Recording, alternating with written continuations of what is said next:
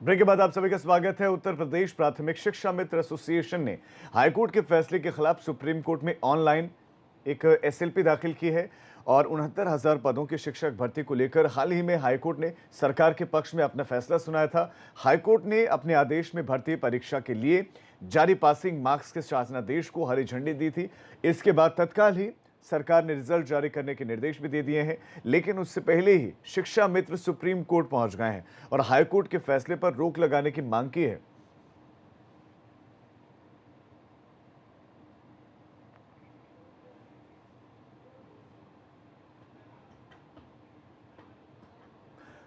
और अब आपको देंगे बड़ी खबर। शराबी युवक ने डीजीपी को फोन किया है। एक शराबी युवक ने डीजीपी को फोन किया है। चीफ जस्टिस बनकर डीजीपी को फोन एक शराबी युवक ने किया। खुद को उसने चीफ जस्टिस बताया। हाईकोर्ट का चीफ जस्टिस उसने खुद को बताया और पुलिस ने आरोपी युवक को गिरफ्तार कर लिया है। ये लखीमपुर के मोहम्मदी का रहने वाला है। आरोपी सूरज, हजरतगंज पुलिस ने इस आरोपी सूरज को गिरफ्तार कर लिया है। आरोपी युवक पहले भी अफसरों को ऐसे फोन कर चुका है। खुद को हाईकोर्ट का चीफ जस्टिस इसने बताया, डीजीपी को फोन किया और उसके बाद अब ये सलाखों के पीछे इसको गिरफ्तार कर लिया गया है। डीजीपी को फोन किया चीफ जस्टिस बनकर और पहले भी इस तरह की हरकतें कर चुका है। लखीमपुर का रहने वाला, लखीमपुर के मोहम्मदी का रहने वाला है। नाम इसका सूरज है। अब ये गिरफ्तार कर लिया गया है। हजरतगंज पुलिस ने इसे गिरफ्तार कर लिया है। तो ये बड़ी खबर आपको दे रहे हैं। चीफ जस्टिस बनकर शराब के नशे में धुत होकर डीजीपी को फोन किया और ये इसकी आदत का हिस्सा है। ये पहले भी इस तरह की हरकतें कर चुका है। अब सलाखों के पीछे है आरोपी सूरज।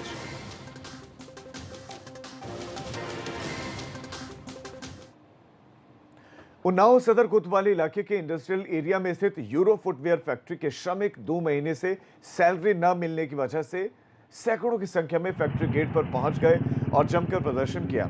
श्रमिकों का आरोप था कि वेतन देने का आश्वासन दिया गया, मगर अभी तक वेतन नहीं दिया गया। करीब 2 घंटे तक फैक्ट्री पर हंगामा होता रहा, जबकि फैक्ट्री प्रबंधन मूक दर्शक बना रहा। वहीं सिटी मजिस्ट्रेट ने बताया कि फैक्ट्री प्रबंधन से बातचीत कर समस्या का हल करवाया जा रहा है। प्रदर्शन के दौरान सोशल डिस्टेंसिंग की भी जमकर धज्जियां उड़ती हुई दिखाई दी। आप लोग काम पे जाना है तो अंदर जाइए, नहीं तो अपने घर जाइए। उन्होंने अप्रैल माह की सैलरी अपने 300 कर्मचारियों को ही दी है और शायद 50% सैलरी अभी उन्होंने फर्स्ट शिफ्ट में दी है। यही चीज़ को लेके श्रमिकों को ये लगा कि उन्हें सिर्फ 50% सैलरी दी जा रही है। बाद में मैनेजमेंट से उसको क्लियर कराया गया कि आप लोग काम करिए, आगे सैलरी 50% जो है वो ट्रांसफ़र की जाएगी। हम लोगों का पेमेंट नहीं दिया गया। जो दिया गया है तो आधा काट के दिया गया है। 70% लेबर को दिया गया है और 70% लेबर को नहीं दिया गया। प्रदेश में शराब की दुकानें खुलकर भी बंदी के हालत से ही गुजर रही है। शराब की दुकानें खुलने के 2 दिन में ही 40 दिनों की इकट्ठा हुए स्टॉक को खाली कर दिया गया। लखनऊ की बात करें तो यहां पर पहले 2 दिन में ही करीब 5 करोड़ की शराब की बिक्री हुई। पूरे प्रदेश में एक ही दिन में 300 करोड़ की शराब बेची गई। लेकिन अब हालात बदल चुके हैं। लॉकडाउन में खोला गया शराब का व्यवसाय बदहाली की मार झेल रहा है। ऐसे में शराब एसोसिएशन भी सरकार से कुछ रियायत चाहता है। एसोसिएशन चाहता है कि कोटा सिस्टम खत्म करके बिक्री के आधार पर राजस्व वसूला जाए, ताकि लॉकडाउन के इस कठिन वक्त में शराब का व्यवसाय भी चले। लखनऊ से हमारे सहयोगी संतोष कुमार इस पर और ज्यादा जानकारी दे रहे हैं।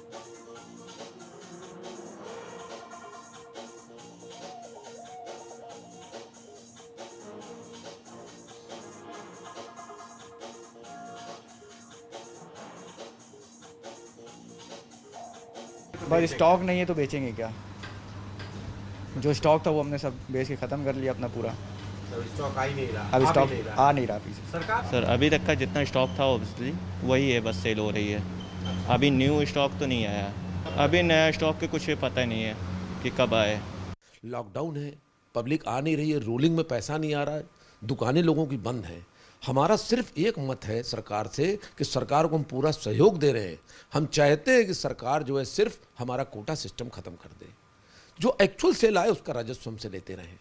सरकार से बिल्कुल हम डिमांड कर रहे हैं। सरकार को पत्र भी लिखा जा चुका है। सरकार को सभी ठेकेदार चाहते हैं सभी व्यापारी चाहते हैं कि उनका भी काम हो, सरकार के हित में चाहते हैं कि सरकार के राजस्व का लॉस ना हो, लेकिन हमारे को एक्चुअल जो सेल मिलेगी हम आपको दे रहे हैं राजस्व। सरकार ने राजस्व में इजाफे के लिए शराब की दुकानों को खोलने का फरमान सुनाया, लेकिन इस फरमान के बाद शराब की बिक्री तो हुई लेकिन दुकानों तक स्टॉक नहीं पहुंच रहा। हम ऐसी एक दुकान के पास हैं जहां पर बियर की ये शॉप है। जितना स्टॉक पहले से था वही स्टॉक है, नया स्टॉक आ नहीं पा रहा। जाहिर है कि जिस मंशा के साथ सरकार ने इस लॉकडाउन के बीच में जब किसी को भी निकलने की अनुमति नहीं दी थी, किसी भी दुकान को खुलने की अनुमति नहीं दी थी, ऐसे वक्त में जब शराब की दुकानें खुली तो तर्क दिया गया कि सरकार को राजस्व की ज़रूरत है और शराब से सबसे ज़्यादा राजस्व आता है, लिहाजा मजबूरी में इन शराब की दुकानों को खोला गया। लेकिन समय से स्टॉक नहीं पहुंच रहा तो ये खुली हुई दुकानें भी खाली हैं। यानी जिस मंशा से सरकार ने इन दुकानों को खोलने का फरमान सुनाया वो मंशा तो पूरी ही नहीं हो रही। ये खाली दुकानों की ये रैग और निराश होते दुकानदारों के लिए दोहरी मुसीबत है। एक तरफ लॉकडाउन ने इनके धंधे को पहले ही मंदा कर रखा था और उसके बाद अब अगर स्टॉक भी नहीं पहुंच रहा तो जाहिर है कि जो ग्राहक इनके पास भी आ रहे हैं वो भी निराश हो रहे हैं, इनके भी धंधे का नुकसान हो रहा और सरकार के उस राजस्व का भी जिसका दावा किया जा रहा था कि जब ये शराब की दुकानें खुलेंगी तो सरकार के खजाने भर जाएंगे। कैमरा पर्सन मेहदी हसन के साथ संतोष कुमार, एबीपी गंगा।